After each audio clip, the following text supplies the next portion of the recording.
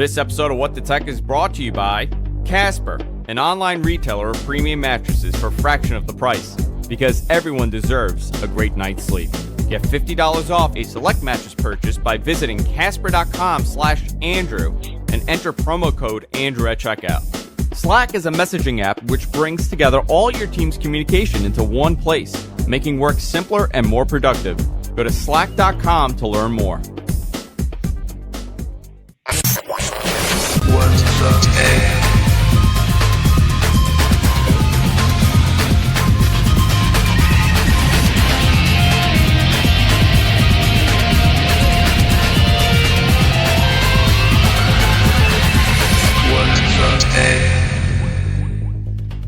Hey everybody, welcome to What the Tech. I'm Andrew Jan. Of course, I'm joined by the one, the only Mr. Sweden himself, Paul Thurrott. How you doing, Paul? I had a merchant tell me today that no, we don't ask you to pay in Sweeto bucks. We have a different name for our currency. Is that what you us Americans refer to Swedish currency? I call Sweeto them bucks. Sweeto bucks. How many Apparently Sweeto bucks? It's kind of a 10 to 1 thing. So when you get a bill like at lunch and it's like 585 Sweeto bucks, you're like, yay. Oh, actually that's like $50. Okay. It's $50. I just came back from Barbados. I had my 10-year anniversary vacation with Jess. Yeah, thanks for inviting me, Dick. So I happened to when is ours? How many years does it take before I get invited on this trip? You know what? When we hit 10 years for the show, we'll go on vacation together and we'll document the whole thing. We'll do a whole entire trip together. Mm-hmm. Mm-hmm. I want this shot of us going down, like, you know, at those pools, they have like the slide that goes around in a circle kind of thing. Yeah. We're clutching each other as we hit the water, that kind of thing. So Suncast is producing this. So Jess is going to post some photos that Jess and I took for like our 10-year anniversary today. When you see those photos, I really want you, John, to Photoshop Paul's head on Jess's body. Yes, right, because that's the role I want to play in that. Wait, what? This happens today? No, I don't want to be like the girl. I want to be the interloper, right? Okay, so flip me. Make me the girl. Make Paul me. That's okay. I'm okay with this. It's a lot of work. This is a tech show, guys. We do have a lot to talk about. We didn't do a show last week. Obviously, I was traveling, and the internet was horrendous where I was. And Paul has been in Sweden, so the schedule's been kind of wacky. And I just started doing major renovation in my house. My kitchen no longer exists. My studio's next. So for the next couple of weeks, this is my studio. I'm going to be improving it. I'm going to be adding more lighting. I'm going to be bringing a different microphone. So I really need to get back on track with, getting my life in order. But this is what it is for the next couple of weeks. Until then, I'm so sorry. But we do have a lot to talk about today. Yes, sir. I was just gonna say, I'm amused that you think it's going to be a couple of weeks, because I saw the photos of your kitchen like torn down to the the studs or whatever. And I got to tell you, it's going to be more than a couple of weeks. Yes, it's based on experience. Well, we'll talk about that at the end of the show. Obviously, maybe we could do a couple of minutes and then we'll do a little bonus thing about my life right now in my house. Half my house is no longer functional, because the floor has given in the kitchen side. We're actually very lucky that we started the renovation, because there are giant holes where there should be a floor. I saw that. So there's a whole thing giant there. Holes also in the chimney, right? In the chimney also. So I've been slowly getting carbon monoxide poisoning for about 30 years of my life. So that's not good either. I do want to talk about a whole lot more. Obviously, right now, is the event still happening, the Samsung event, or did it turn off? No, it ended seconds ago. It feels like an eternity. Yes. We have that to talk about. Obviously, this is like breaking news. Well, not really. People knew what it was, but this just ended. So I do want to talk about that. And a couple other things, obviously, with Paul. I actually have encountered a bizarre Windows 10 problem that I want to save till the end of the show, because this is the first one in many years that I've encountered on my side. Wow, but first one in a long, long time. So I do want to talk about that and a whole lot more. But I want to thank our amazing sponsor, and that's Casper. CASPER.com/Andrew gets you an additional $50 towards a select mattress purchase when you enter the promo code Andrew, when you go to Casper.com/Andrew. It's so funny. I got a text message, and I'm going to read this to you. I got a text message from a coworker yesterday, and in the message she said, "Are you still a mattress expert?" And I said, "Well, Yep. yes." You're like, I am, "Well, baby. you know I am." And she asked me for mattress advice. I ended up upselling her. She was going to buy a different mattress, obviously, and I ended up selling her a Casper via text message. This is the entire text message. I'm going through it. It took me like 10 minutes, and she's like, "Wow, it's actually I like that some of the mattresses that you have, the selection is firm." She didn't want a pillow top. She didn't want certain things. I'm like, a Casper is perfect, and I gave her the exact Casper mattress to go with, and she was blown away. And I told her to use my promo code too. I absolutely love my Casper because the original Casper mattress combines multiple supportive memory foams. For a quality sleep surface that's just the right sink and just the right bounce. Also, it stays cool so you don't get overheated. It kind of regulates your body temperature the way that it is. It's breathable, which is humongous for many people. If I have to keep my room at like 30 below for me to be comfortable. Casper mattresses are all made in the U.S. and you could order online, delivered to your door. You get a 100-day risk-free trial. Considering the fact that we 1/3 of our lives are slept on a mattress or spent on a mattress, it's absolutely important that you get the right sleep, and you got to know what you're committing to. Obviously, that's what Casper gives you, 100-night tryout. This is absolutely great. I love my Casper mattress. I actually am going to order another one because I'm redoing my bedroom also, and I'm going to move this mattress into the guest room. So I'm getting my second Casper soon. Paul, you have 2 Caspers now too also. I have 3. You have 3. I'm so sorry. You have 3 Casper mattresses, which is absolutely great. People know when we talk about the products that we use, obviously this is something I use every single day, and I could tell you it's the best mattress that I've had. I had a very expensive mattress prior to this, and it was miserable for me because it wasn't the right mattress. This is the absolute right mattress for me. Additional $50 towards a select mattress purchase by going to Casper.com/Andrew and entering the promo code Andrew at checkout. I want to thank Casper for supporting What the Tech. So let's start with this phone, Paul. What do you think? The Galaxy Note 9. Yeah, there was a lot of ancillary stuff around it. Maybe we could get out of the way first, right? So there was a Samsung Galaxy Home smart speaker, which nobody needs or wants. There was It's going to be Bixby, correct?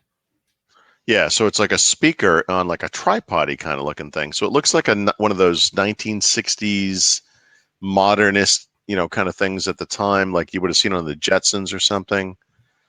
Also looks like a little gas grill, like a charcoal grill.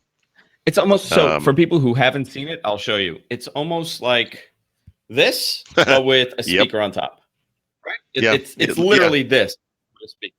Right. Now, look, maybe this thing sounds great, but it's just like HomePod. Like maybe it sounds great, but who on earth has ever asked?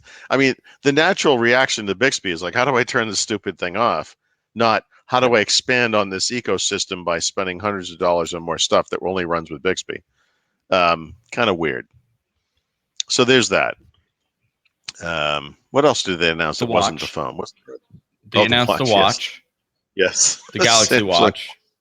The Samsung smartwatch. Which, by the way, some of them are absolutely beautiful. I'm looking at some of these pictures. They're actually not bad looking. It's not bad looking. Yeah.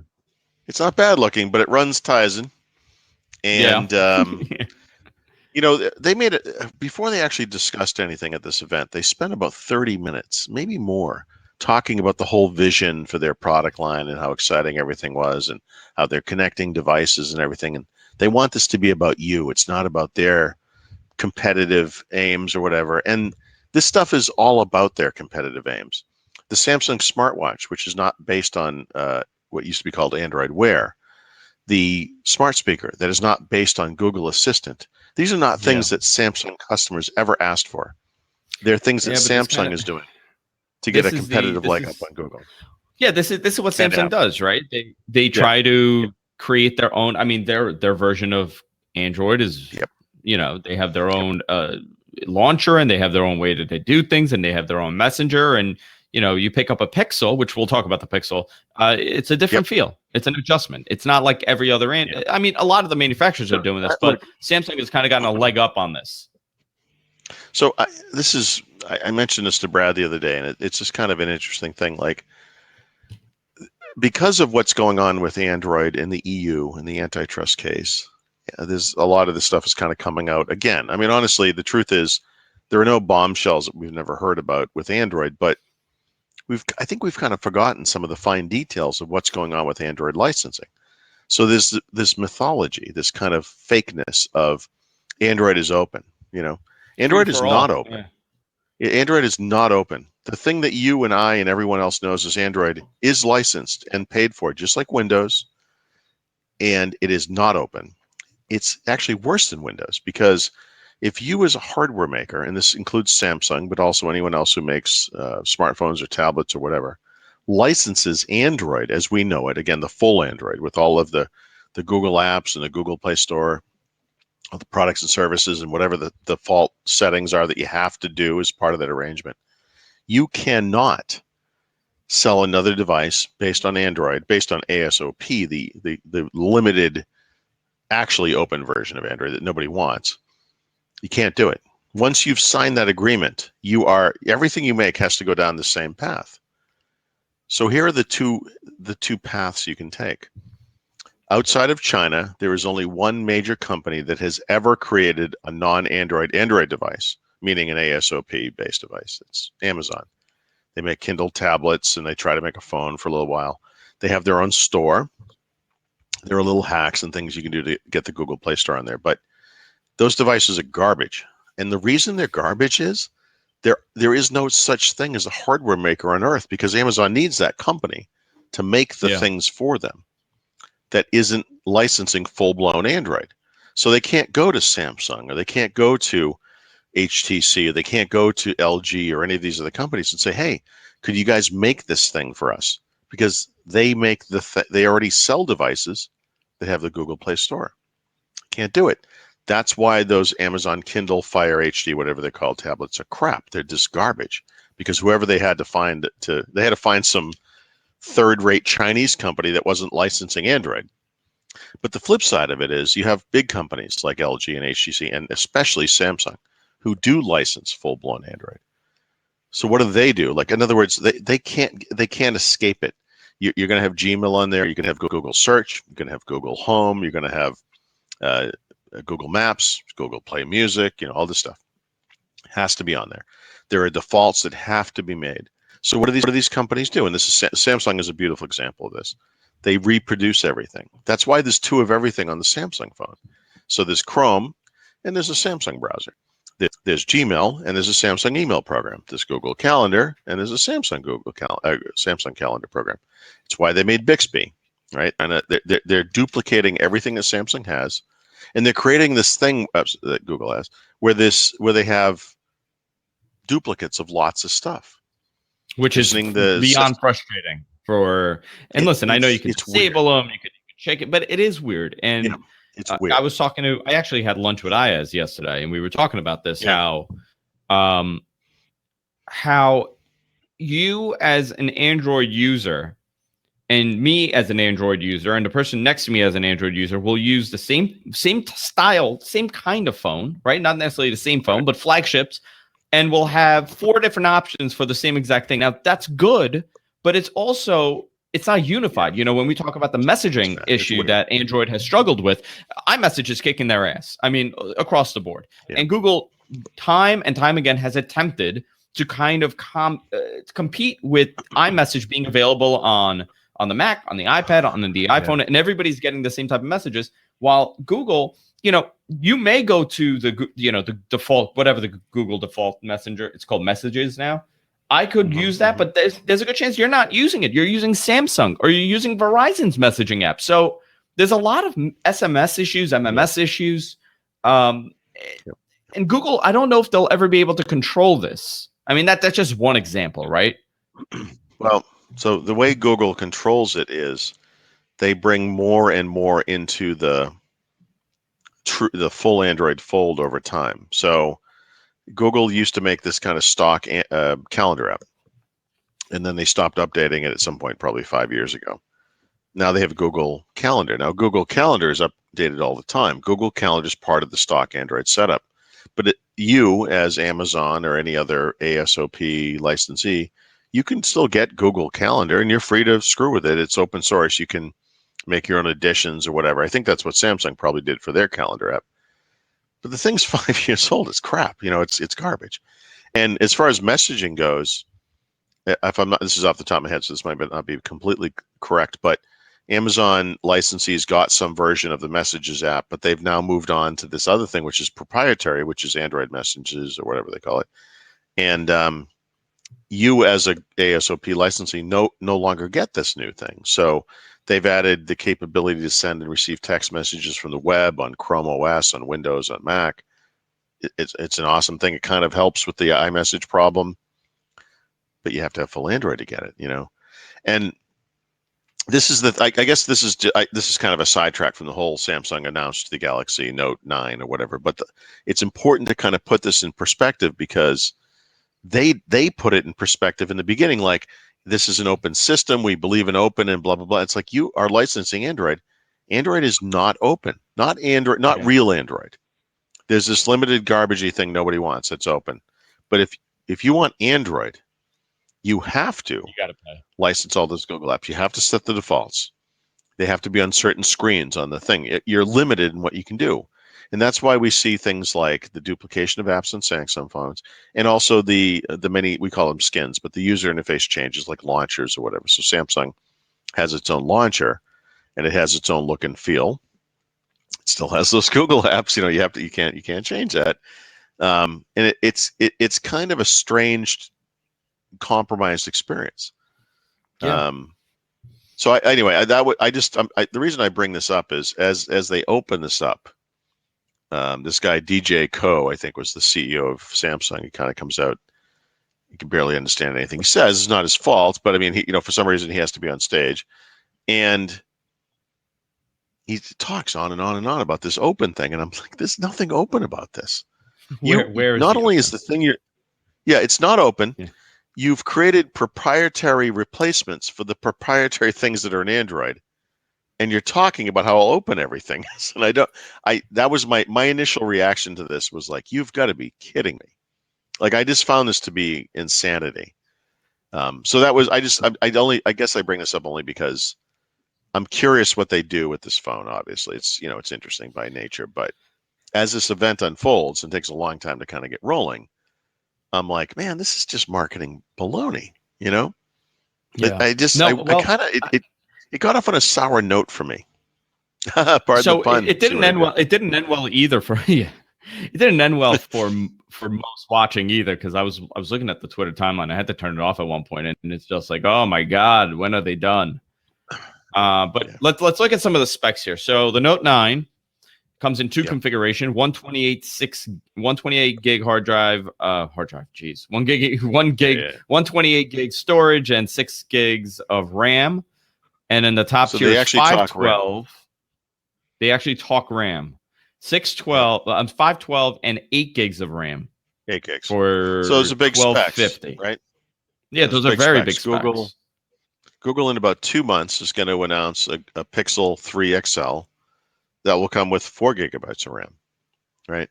Mm-hmm. I believe, just off the top of my head, again, I'm not very good at this kind of thing, but I want to say the high-end OnePlus 6 models come with 6 gigs of RAM, I think. It's some mixture of 4. It's either 4 and 6 or 6 and 8. I can't remember. But this is these are big specs. But there's some things you can't do anything about. It's a Snapdragon 845 processor. That's what everyone is using in their flagship phones in 2018. It's this is the way it is. It's $1,000. The base price of this phone base model is 1,000. These are not Sweeto bucks. These are actual bucks. These are actual bucks. Like these. Yeah, these are real bucks. That's a lot of money. So it comes with a headphone jack still, expandable micro SD. So you can put another 512 into 512, and you can have a 1 terabyte of storage on your phone. It's shipping with Android 8.1. It's going to have the same user experience as Samsung's last several phones. Samsung Pay is still present, yada, yada, yada. Right. Another duplication. Another duplication. So it has a 6.4-inch super AMOLED display, so it's it's Yep. zero point 0.1 inches larger, and the battery, however, is much larger. What It's is the size of the 4,000 battery? milliamp. I believe it's 4,000 milliamps. Okay.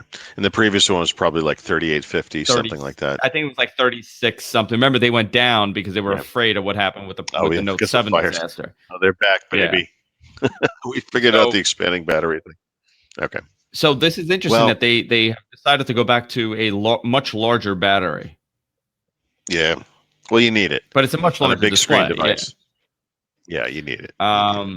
The camera, it's also Snapdragon 845 processor, right? So it's the same as the S9, but the camera is the same as the S9 Plus. So same exact camera, just positioned differently. Yep. So that's a very good camera. It's not. I'll tell you though, it's very good camera. I'm going to tell you, when I first got it, I was blown away by it. Okay, I said, "Oh my god, this is a great camera." And then I played with the iPhone 10, and with all the pro settings, with all the pro settings that you have on this thing, it doesn't match the iPhone 10. It just doesn't. It falls short. My whole thing with the I understood what they were trying to do. There's an issue in low light. You can actually see it in my camera because it's not dark at all right now, but there's a weird, you can see how the color is shifting, right? And so it has something to do. There are windows on either side of me, and so every once in a while, for some reason, the camera will try to adjust for the light, and it's hard. Like low light is hard, and the way Samsung handled the camera on the S9 Plus was, we need to brighten up low light situations when you take a picture, and we need to do it without using a flash. So we're going to let more light into the lens. Obviously, we're probably going to have bigger pixels. I don't remember the exact details of how they did it, but they actually have like an algorithm that just senses the fact that it's a low light thing and just kind of doesn't overexpose it, but it kind of pumps up the light, the amount of light that the camera can let in. And that's actually not what I want personally. And I don't think it's what most people would want if you could show them two pictures side by side and say, which of these things is better? And we talked about this before. Back when the S9 Plus was still a new thing, you and I talked about this, and you probably showed some of the pictures I had taken with both the Pixel 2 XL and the S9 Plus. And the idea there is that, you have a dark scene and there's a light source, and the light source can be bright, but you kind of want to leave the rest of it dark, and it creates this image that's beautiful and it's somewhat realistic as well. The Samsung stuff is it just blows up the whole scene with more light. It blows up the whole scene. It's kind of it's a little cheap. It's so that thing was very disappointing to me because I felt like they were close with the S9 Plus. I was curious to see what they were going to do with the Note 9. Usually they kind of bump it up a notch, Well, and they didn't do it this year. I think they're realizing, who is this? And this is a good question. Who does this phone market to? Because all the phones have gotten gigantic, right? The S9 Plus is a big phone, big display, it's slim, but compared to, an iPhone 7, but it's a big phone. So when you're going this big in screen size, who is the market? Who is the target market for this? Yeah. Do you this is just kind of a side story, but do you happen to know what is the size of the S9 Plus screen compared to this thing? Is it 6.3? Is that how they compare? I have a feeling they're very close. They are very close. I'll tell you right now. I forgot. I should know this, to be honest. So regardless, I believe it's a 6 point. No, it's a 6.1, maybe. No, it's got to be bigger than that. There is something, when you have a very tall screen. Is it what? Is it 6? It's a 6.2. 6.2. 6.2. So actually, that's a pretty big jump. So, when you have a very tall screen, because it's thinner. So that, in other words, like 6.2 to 6.4 might be small if it was a wider screen, but when it's small, it kind of skews it a little bit. So I think it's a meaningful difference. So I don't remember what actually you said it was point whatever. So the Note 8 must have been 6.3. Was that the deal? So when you go like from 6.3 to 6.2, not a big jump, but when you jump 0.2 of an inch, it's a little bit more noticeable. So it's slightly bigger. They're going to, those people who want to have that one device that does almost everything or everything depending on their needs, this phone kind of falls into that category. And what helps it, I think, is the S Pen thing. Even though that's something I would not personally find any interest in, and a lot of people would Some want people to, love it. Yeah. use it to take notes. Even draw on it, whatever. I mean, but as far as it being like a kind of a productivity thing, it could replace a tablet with a pen or a hybrid PC with a pen. There is that possibility that it can do that kind of double duty. So I think it kind of hits at that audience. The notion that you're going to dock this thing and use it on a screen with a keyboard and mouse. I don't think that's realistic. Yeah. I don't think there's an actual audience for that. I think there's an audience of people who hear that and they think, that sounds interesting. How does that work? And I just don't think it's quite there yet. You got to remember, too, that Samsung is the company that just within the past 2 weeks or so launched a new Android tablet that has DeX capabilities instead of doing the Google sanction thing for 2018, which is you release a Chromebook tablet and it runs Android apps. So when you're in tablet mode, you can run these tablet apps and they work and they seem normal. So they're pushing. This is again, DeX is yet another example of Samsung pushing their agenda, which is, like I said, completely contrary to the open nonsense they talked about at the beginning of the show. But whatever. Instead of what's going on with the platform, and it's because competitively they're trying to drive their own platform. They don't want you to fall in line with what Google's doing, because if you do, when it comes time to upgrade your Samsung Galaxy whatever to a new phone, or your Samsung Tab whatever to a new tablet, that means you can go to any Android-based tablet, and what they want to do is lock you into their stuff. That's the problem, right? That's the thing. I mean, it's the lie to the whole marketing thing at the beginning of this show. I think it's very interesting that the timing of these devices, the timing that this device is coming out, because now, there's an iPhone announcement coming out in a couple of months, right? Yep. So now this is stuck in the why middle. Why would you want to be out just ahead of that? Yeah, and then in March you have the Galaxy S announcements happening, because it's always like in March. So it's a little before everything. Okay. Supposedly next year they're going to get rid of the Note and have a third model of the S. Well, that's the way to do it, right? Which is, of course, the Note, yeah. Which, by the way, duplicates what Apple is essentially doing this year, in that they're going to supposedly announce 3 new iPhone models, right? Yeah. That replaces the current, the entire lineup, the X and the 8. Yeah, they're also talking about 3 cameras on this thing, on the S10. That was a rumor that I was reading. It's going to have 3 cameras. Yeah. Let's just make the entire back of the phone a camera. Sure. Yeah. I don't know. Samsung makes good. The truth is, it's good. It's really good. The curved sides of the screen, it's beautiful. The quality of the display is amazing. The hardware is beautiful. It's nice, and I think my wife has used a Galaxy or a Galaxy Note now for several years. She loves them. Actually, she switched to the S8 before, but she had 2 Notes before that. Like they're nice devices, but I just feel like there's an absence of wow here. Not that anyone with an S, what do they call the last one, the S8 or whatever, the S. But they skipped. How did this work? They skipped a number, didn't they? So the last one must have been the 8. I don't remember exactly. For the phone, they skipped. The Note. They skipped the 6. The Note, yeah, they skipped the 6. There was no 6. It was a 5 and a 7. There was no 6. There was no 6. A 5 and a 7, and then an 8 and 9. I just, we're just talking about evolution here, and it makes sense. Like the Apple stuff is kind of inherently interesting this year because they may or may not go to this complete iPhone 10 style lineup where they all have this notch and they have this kind of new curved body, and they're moving past this classic design that started with the iPhone 6, right? Where they went through several versions of that. We'll see if that's what actually happens, but there's some interest there because that's what could be happening. The Note stuff it's kind of tough because this device is very clearly just an evolution of what they did last year, which was an evolution of what they did the year before, Well, you which have was, to also remember when this lineup came out, when the Note line came out, there really wasn't anything that large on the market. Nobody was making a big phone like that.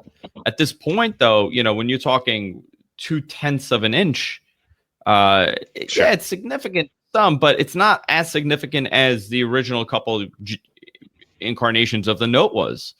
When you had the iPhone putting out a 4.2-inch display or whatever, whatever it was, right? Even a 5-inch display. Yeah, no, it was ludicrous at the time, and we all saw the jokes. It was like the guy's an iPad Mini, but the guy holding a thing like, oh yeah, making a phone call. Isn't this funny? But this is one of those "what have you done for me lately" type things. Like, it is fair to give Samsung the credit for kind of creating this market for phablets, which for some reason they hate saying. I can't remember how they described this phone. It was like we invented the market for big screen phones or something. They said it in some kind of bland way. It's like, just embrace the phablet thing. It's fine. It's important because it killed the market for that thing I just held up, which is a mini tablet. Like that, those types of tablets were going gangbusters for a little while. And then these phablets came along, led by the Note, whatever, the original Note. And that market's gone now, guys. I mean, it's kind of huge. Like, my wife in the morning will sit next to me reading the paper on her phone, and I'm next to her reading it on my iPad Mini because I prefer that type of screen. But yeah, I do too. Yeah, she's like, she does as much as she can on this one thing, and that's the beauty of it. That's how that thing works. But since then, what are the innovations that have come out of Samsung since the original Note, really? Like, yes, they've improved the stuff. They went through a list of the ways in which they've improved the S Pen, which I don't think many people actually use. The screens have gotten a little bit bigger. They've added curved screens, but I don't actually think that debuted on the Note, but that doesn't really matter. They've certainly innovated in curved screens, right? They remember the first version, they did it on one side, and then they went to two. Yeah. Right? Samsung's Galaxy S6 Edge probably was the phone. I don't remember exactly, but so they've kind of moved to this thing. And so, but these are not, these aren't game changers. They're just differentiators. They're important, but they're not like humongous. There's the iPhone, which is, probably still the bar for everything that ever gets released now, but whatever, the iPhone. And then, the phablet, I think, fits into this, this continuum of big ideas. And we've added AR, we've added AI, we've added DeX and other, big screen type of things. We've added smart speakers and smart watches that nobody cares about, and none of it has added up to anything monumental. None of it. And I don't begrudge them. They have to release a new product, but I have an interesting question for you, but I want to take a little break and talk about our next sponsor here. I think it's interesting to think about what you're saying about Samsung's innovation and the way that they process things now, and sometimes things fade away. But you got me thinking about something. But before we continue, I want to talk about our great sponsor, and that's Slack. I use Slack every day at work.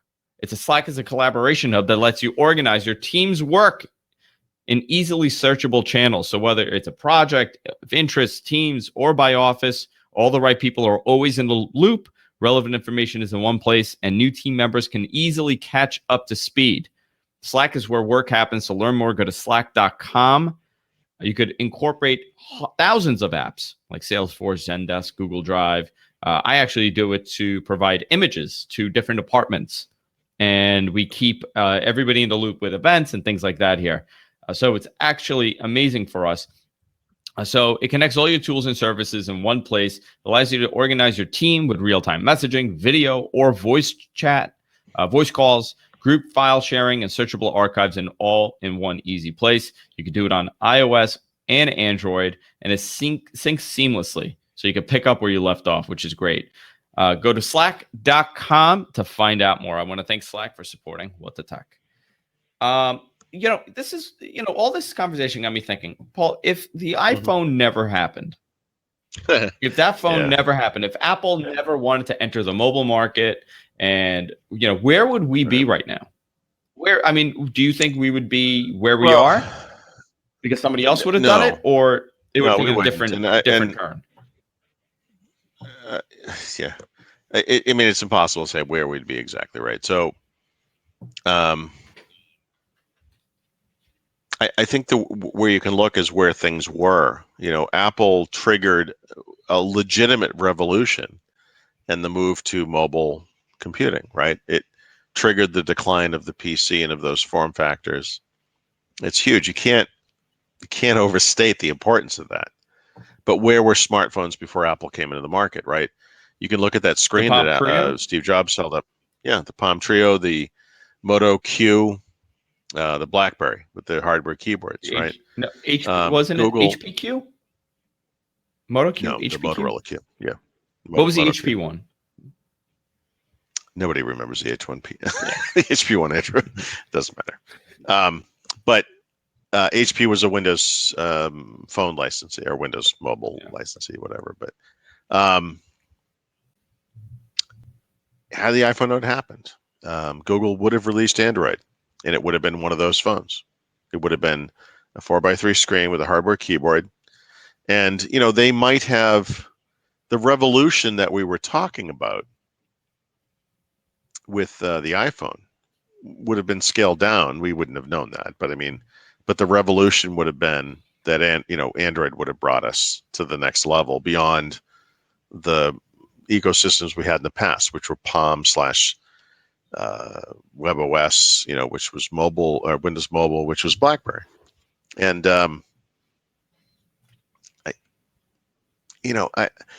it's one of those ironies of life. Like MS-DOS was really popular back in the day. Apple came up with the Mac. The popular story behind that is like, oh, it just took off and it was a huge thing and blah blah blah. The Mac didn't take off. That after the first couple of months of sales, the Mac died. I mean, the Mac sat there, didn't sell anything for years, and it wasn't until probably the color, whatever the Mac 2s, whatever they called it, the Mac 2 or something, came out like 1987 that the Mac started to kind of pick up. But what really popularized these graphical user interfaces and mice was Windows, that Microsoft essentially stole from Apple, which had stolen from Xerox, and created a more popular thing. And the way they did that was to create something that ran on top of the thing they already had, which was MS-DOS, and it ran those MS-DOS applications. And in the beginning, they could, you could switch out of Windows and go back to DOS and blah blah blah. This Android is like that. Android would have went a completely different direction. But once Apple did the iPhone, in many ways, this isn't completely fair because Android and iOS in some ways are neck and neck, depending on how you look at it. But Android is Android is what brought this kind of interface to the world, just like Windows did back in the day. Even though Apple popularized it, they didn't really invent any of it, to be honest. But in either case, but it doesn't really matter. Actually, they kind of. You look at the Palm, right? You look at the Palm Palm OS. It's always been the same type of layout, right? Grid layout of icons that you click on. Yeah, and we're still there. I mean, I'm trying to think. Well, obviously, remember, the UI would have gotten better. The specs would have gotten better on the phones, but the aggressiveness, I think, would have been lacking. The way that everybody. It's not possible. Like, we can't say. The Palm OS was very much stylus based, just like Windows Mobile was. Windows Mobile changed briefly because of the iPhone, then became Windows Phone. Android was going to be like that, and then it changed. Yeah. Remember the first popular Android phone? Did it come with a stylus? I guess it didn't. The Motorola Droid, the Verizon. No, the popular one, the Droid, the original Droid. Remember they had that the Verizon Droid. It did come with a stylus. It did come with a stylus. It did come with a slide-out keyboard. No. It didn't come with a stylus. I'm sorry. And it came with a mouse kind of thing. Yes. Yeah, slide-out keyboard with kind of a mouse interface. Because back then it was like, we're not really sure. We don't know if this is going to work. Google, Google is, I mean, they're insidious, and the CEO of Google at the time was on Apple's board. They assured Apple repeatedly, "We're not going to steal any of your ideas." The first versions of Android shipped without pinch zoom and blah blah blah, and then they added all that stuff with software updates over a period of months. It wasn't even years. It was like they just added it, and this was the Steve Jobs thermonuclear thing. But um, I, I don't know. I mean, I feel like Google, being the company they are, they would not have innovated in the multi-touch, kind of stuff. But where they kind of probably would have innovated eventually is in the voice/AI stuff. So I kind of feel like in some ways we might have arrived at something, like where we're going to end up anyway. But the route we're using to get there is very different because of Apple, and they're never going to lose that, no matter like how worthless they become over time. Nothing will ever change the fact that they did the iPhone and they changed the world. You can talk all you want, and I'll do this. They didn't invent anything. It's true, but they put it together into a single device and they sold it. Yep. That's exactly what they did with the Mac. Yeah. Xerox had this thing. They never marketed it, and they were like, "Holy crap! What are these guys doing? They have the future here." They saw the chance and they ran with it. I don't know. I used to make the argument. This probably goes back 20 years. Like about innovation. Like, what's innovation? You invent something that's brand new and it's a better way to do something, whatever it might be. But if no one uses it, what's the difference? In some ways, making something like that popular, bringing it to the mainstream, is its own form of innovation, right? It's not enough to give a power to like white lab coded technicians in a tower. You got to give it to the people, and we can argue about it, and how they did it and whatever. But I mean, Apple, it's kind of hard to argue with, I think. No, it is. It's an interesting. It's always interesting to think about it. Where we are and what we're doing and all that. Skype is going back on Classic. Sure. Huh? Yeah. So what happened? This is a tough one. So there are multiple versions of the Skype client now, and it's kind of confusing. So they've been trying to move to this modern architecture, and the modern architecture includes some back-end stuff, some compatibility with back-end stuff. It includes a modern user interface, which has been kind of controversial, frankly. The mobile apps have all moved over to this new infrastructure and UI. There's a Skype for Windows 10 app on the Windows side that has done the same.